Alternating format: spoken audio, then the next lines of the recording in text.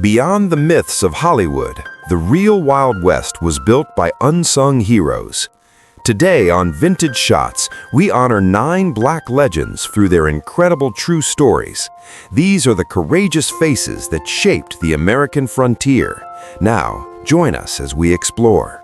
In the lawless heart of the Wild West, history often hides its greatest heroes in the shadows. Forget the myths you've seen on screen. This is the untold story of the real lawman who tamed the Indian Territory. Born into slavery in 1838, Bass Reeves didn't just dream of freedom, he fought for it. After defeating his master and escaping into the wilderness, he found a new home among the Creek and Seminole nations. There, he mastered the land, the languages, and most importantly, the art of the rifle. When Judge Isaac Parker needed a man fearless enough to bring order to 75,000 square miles of chaos, he chose Reeves. In 1875, he became a U.S. Deputy Marshal. He wasn't just a lawman, he was a force of nature. While others captured 4 or 5 outlaws, Reeves brought them in by the dozens, sometimes 15 or 16 at a time. He was a master of disguise, often dressing as a farmer or a preacher to trick criminals before they even saw his badge. And if they ran, his aim was deadly. Legend says he once dropped an outlaw from over 400 yards away. For 32 years, he stood as the ultimate terror to the lawless.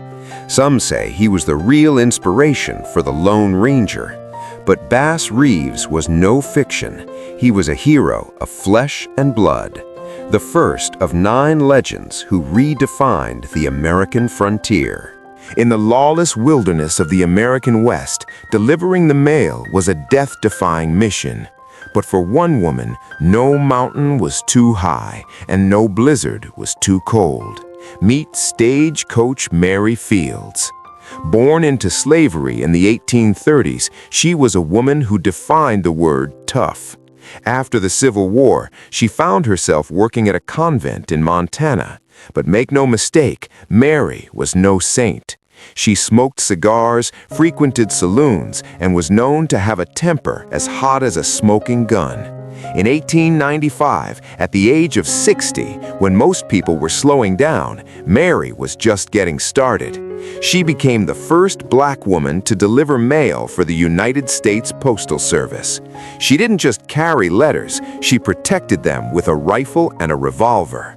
Every week, she braved the frontier, covering 300 miles of dangerous terrain. When the snow buried the trails and the horses couldn't move, Mary didn't quit. She strapped on snowshoes, slung the heavy mail sacks over her shoulders, and walked for miles to ensure the message was delivered. She was a legend in the town of Cascade, Montana. Mary was the only woman, aside from those of ill repute, allowed to drink in the local bars. The town didn't just respect her, they adored her. When her house burned down, the community rallied to build her a new one. She was a force of nature, a woman of steel in a world of iron. When she passed away in 1914, the entire town gathered for one of the largest funerals Montana had ever seen. Stagecoach Mary Fields, a true pioneer who proved that courage has no gender and no limits. In the Wild West, the horizon was the only limit, and a man could reinvent himself into whoever he dared to be. For Nat Love, that dream was to become a cowboy. Born into slavery in Tennessee, Nat didn't wait for life to happen. At just 15 years old, he headed straight to Kansas, drawn by the call of the Great West. In the dusty streets of Dodge City, amidst the saloons and gambling houses, he saw black and white cowboys swaggering with pride. To join them, he had to prove his worth. He climbed onto a wild, unbroken horse and rode it until the beast surrendered. From that moment on, Nat Love was a man of action. He drove cattle across Texas and Arizona, survived clashes on the frontier, and allegedly crossed paths with legends like Jesse James and Billy the Kid. But Nat became a legend in his own right in 1876. In a famous contest in Deadwood, South Dakota, he was challenged to rope, tie, saddle, and mount a Mustang as fast as possible. He did it all in exactly 9 minutes. That day, he earned the title Deadwood Dick, and a record that he claimed was never beaten. As the century turned, Nat hung up his spurs but never stopped moving. He traveled the country as a Pullman porter and later worked as a security guard, living a life that was always in motion. Nat Love passed away in 1921, leaving behind a story of a man who refused to be feted by his past. He was a man of action in an age of giants. In the world of rodeo, where man meets beast, one name stands out as the ultimate innovator. Meet Bill Pickett, the man they called the Dusty Demon. A descendant of black, white, and Cherokee ancestors, Pickett didn't just ride horses, he invented a brand new way to dominate the ring. After watching herder dogs subdue giant steers by biting their lips, Pickett wondered, could a man do the same? In the 1880s, he proved the answer was a resounding yes. In a move that left audiences gasping, Pickett would wrestle a steer to the ground, grab its horns, and bite its lip to bring the massive animal to its knees. This became the sport of bulldogging. His fame exploded, taking him from the American West to England, Mexico, and South America. But fame came with a price. In Mexico City, after winning a bet against a bull, an angry crowd pelted him with bottles, breaking his ribs. Pickett was more than a performer, he was a barrier breaker. When racist rules kept black cowboys out, he sometimes posed as a full-blooded Cherokee just to compete. He even became a movie star, featuring in the first all-black westerns ever filmed. Though he died in 1932 by a tragic kick from a horse, his legacy remains unbroken. Today, bulldogging is still a staple of rodeo, and Bill Pickett stands tall in the Hall of Fame. He was a man of steel who proved that with enough grit, you can bring any giant to the ground.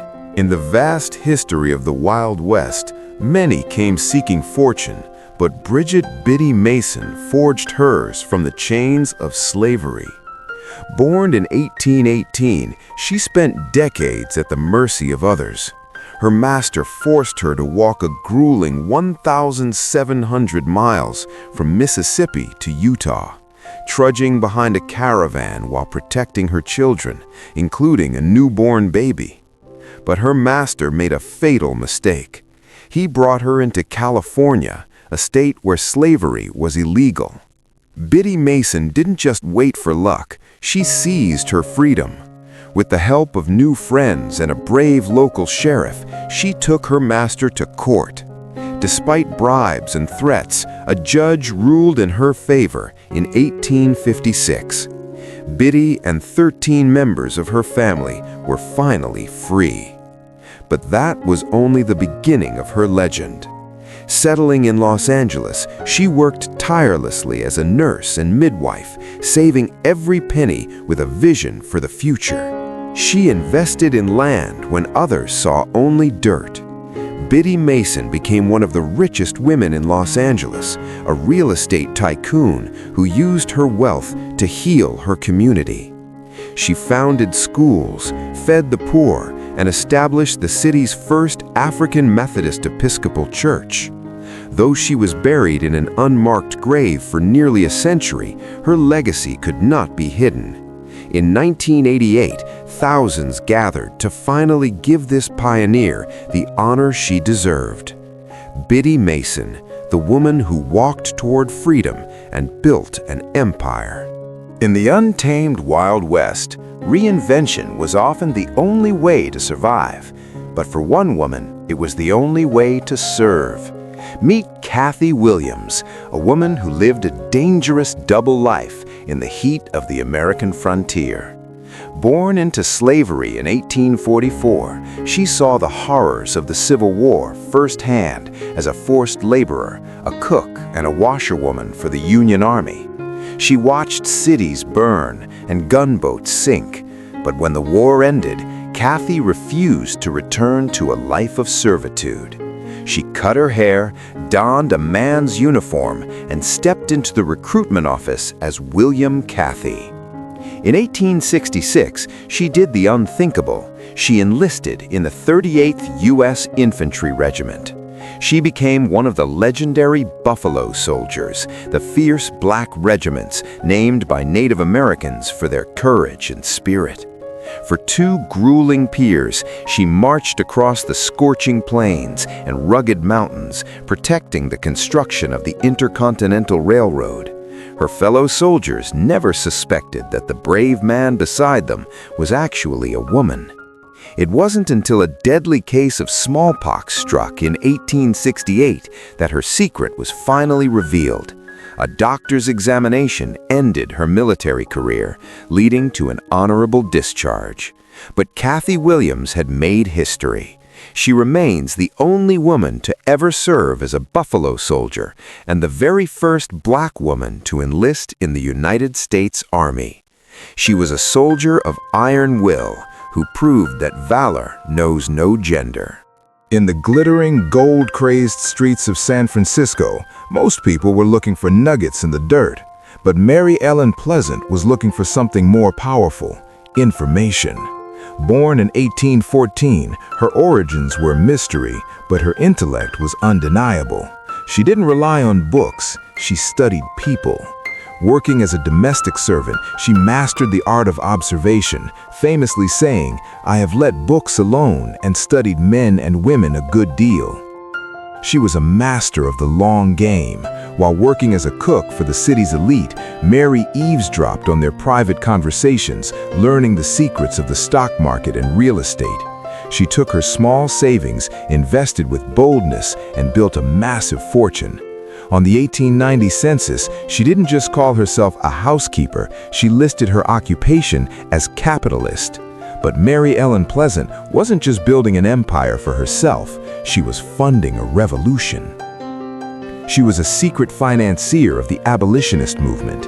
When she heard of John Brown's plan to raid Harper's Ferry to end slavery, she allegedly gave him $30,000, a staggering fortune at the time. After slavery fell, she spent the rest of her life fighting against racial discrimination in the West. Though she lost her wealth in her final years due to a legal battle, San Francisco never forgot her.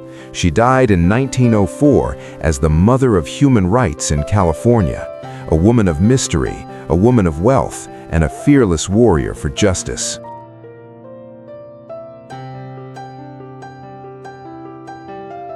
The Wild West was a fleeting era, a brief spark in history that Mark Matthews watched fade into the sunset.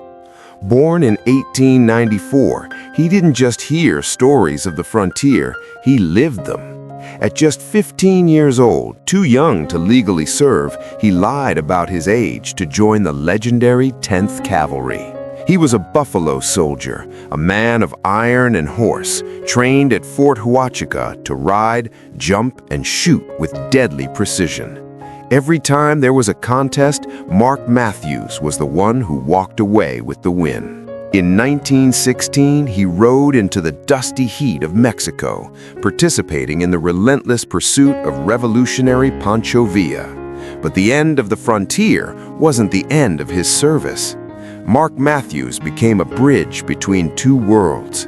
In the 1930s, he trained military recruits in the art of horsemanship and even tended to the stables of President Franklin Roosevelt. When the world fell into the darkness of World War II, this Buffalo Soldier sailed to the South Pacific to fight once more, proving his valor on a global stage. When he passed away in 2005 at the incredible age of 111, he was one of the last living links to a vanished world. He watched the Wild West turn from a lawless frontier into a modern nation, but the heroic legacy of his all-black unit remained unbroken. Mark Matthews was a centenarian warrior, a man who saw the beginning and the end of an age. He proved that true heroes don't just survive history, they define it. In the Wild West, the fiercest battles weren't always fought with guns. Sometimes they were fought with books. Meet Elizabeth Scott Flood, a woman who refused to take no. Born in New York in 1828, she migrated west during the gold rush, but when she arrived in Sacramento, she faced a wall of prejudice. Her young son was banned from local schools because of his skin color. But Elizabeth didn't wait for the law to change. She changed the world herself. On May 29, 1854, she opened her very own private school. It started for black children, but her vision had no borders. Soon she was welcoming Asian and Native American students, believing every child deserved a future. After moving to Oakland, she founded another school and the city's first African Methodist Episcopal Church. Tragically, Elizabeth died at just 39, but her indomitable spirit lived on. Her daughter, Lydia, eventually became one of the first children to attend an integrated public school in Oakland. Elizabeth Flood is the final piece of our tapestry, the ninth legend who helped build the American frontier. From the badges of Bass Reeves to the classrooms of Elizabeth Flood, these heroes defined the West. If these stories touched you, please leave a comment below. Which of these 9 heroes inspired you the most? Don't forget to smash that subscribe button and hit the notification bell for Vintage Shots, where we bring history back to life. Share this video to honor these untold legends. Thank you for watching Vintage Shots, and we'll see you in the next journey through time.